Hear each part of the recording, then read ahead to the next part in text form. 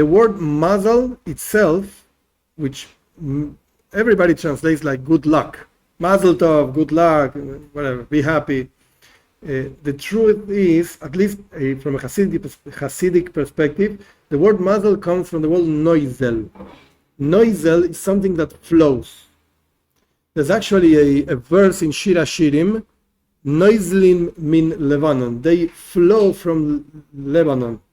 What does that mean, this thing? To flow. The energy that God sends to the world really goes through the stars, constellations. That's what the Mazal means, actually.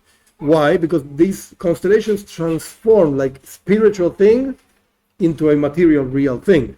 Like dollars in your pocket. Okay, very nice. God blessed me, but I have to pay the bills. So you need money in your pocket, not spiritual blessings. What is this change? Where does it happen? From the spiritual blessing of God to the money to pay the bills, the stars. They do not have free will. That was a mistake. Okay, but they made that mistake. But the truth is that the system is like that. They are part of the system that God created. That's the Mazal. That's what flows, makes the energy of God flow into the world. God sends energy to the world through the constellations. So if a person has a specific sensitivity or a knowledge or whatever, and understands how God sends this energy through the constellations, they can sense, they can understand certain behaviors. Let me add just one word, certain natural behaviors that a person has. It's true. It works that way. However, 2 points. Point number one, the newspapers, they used to choose. Today there's no newspapers, everything is internet, but when you bought a magazine, they used to choose, what do we give Tauro today? What do we give this guy? Give money to this guy. Yeah, okay, this guy's going to be happy. And this other one, he's going to find a nice woman. Oh, he's going to be happy. Whatever, put whatever you want.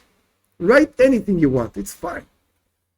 So that means nothing, of course, nothing. You see the zodiac in the newspapers, forget it. Has no meaning at all. Nothing. But that doesn't mean that the concept itself is idolatry. No. Idolatry means that you believe that this thing has power over you or over the world or over anything. If you think that this thing does not have power, has power over you, it's just a channel through which God sends in energy to the world, this is not called idolatry at all. And it's not called shituf either. When is it called shituf? When is it called shituf? When you pray to it. When you feel it has some kind of power, some kind of free will. So you better thank him, the star or whatever the case is, and he's going to give you more. That's the problem. That's a big problem. But if you just recognize this is the way God sends energy to the world, there's no problem with that. There's no problem with that. And I personally knew a few people where I lived before in La Plata that were really, really sensitive to these things.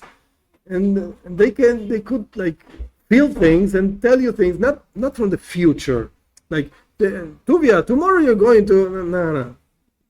That's in Yiddish we say Bobemaises, stories of the grandmother. Forget it, nothing, no value to that. But they can sense, for instance, this year is going to be hard on on this subject, on that other subject, or you're having difficulties, challenges with this aspect of your life. And so again, you have to always keep a cold mind.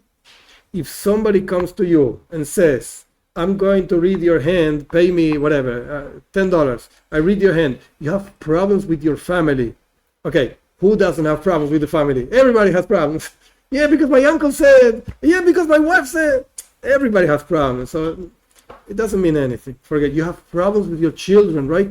Yeah, you're right, my son bought it. Everybody has problems and things and issues and health issues, of course. So these are like wise people that just want your money. So don't listen to that. Don't listen to that.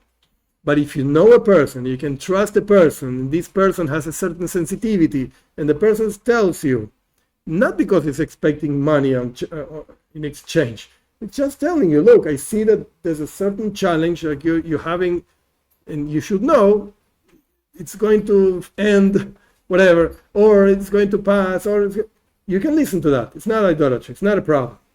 I have a story for you. It's a famous story. It's not mine.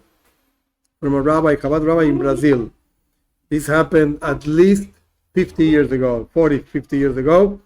There was a guy that was very connected to the rabbi in Brazil, Chabad rabbi, Shabsi Alperin. You can look for this story. It's a famous story.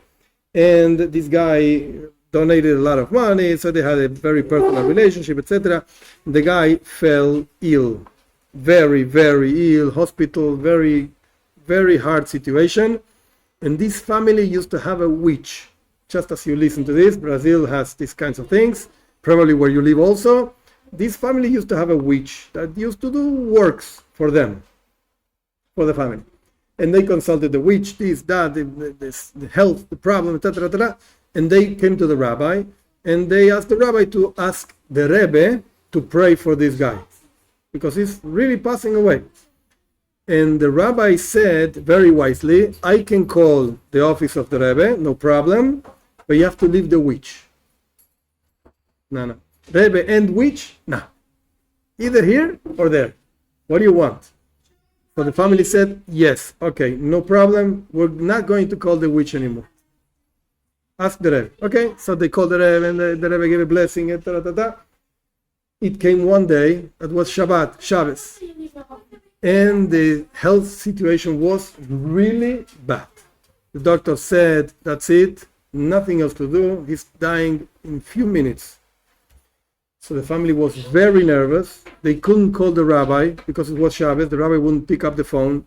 They couldn't call the Rebbe. There was nothing to do. So they called the witch. We need this guy to leave. They called the witch. This is the situation. This is what's going on. We need help.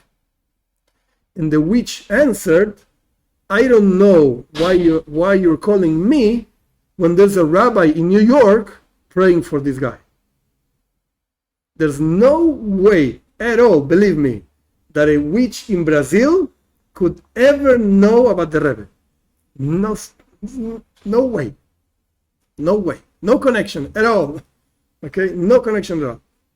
And she felt there's already somebody praying for him.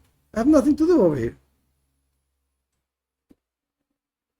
So, is there such a thing? Yes. Is there such a power? Yes.